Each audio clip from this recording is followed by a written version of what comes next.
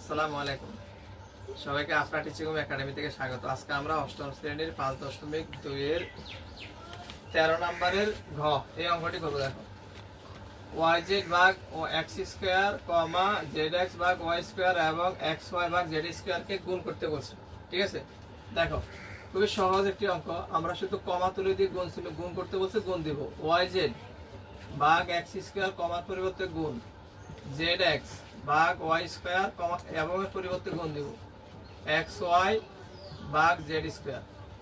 পরের লাইনে দেখো, x square y square z square গুণ করলে হবে x square y square z square.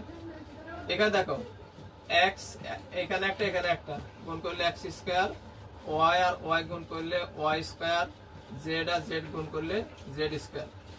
উপরে যা নিচে তা যদি সমান হয়ে যায় উপর নিচে, তাহলে উপর নিচে সমান হয়ে গেলে কাটাকাটি হয়ে যাবে। তাহলে উপরে যা নিচে তা কাটাকাটি দিলে কত আসে? 1। এটি হবে আনসার।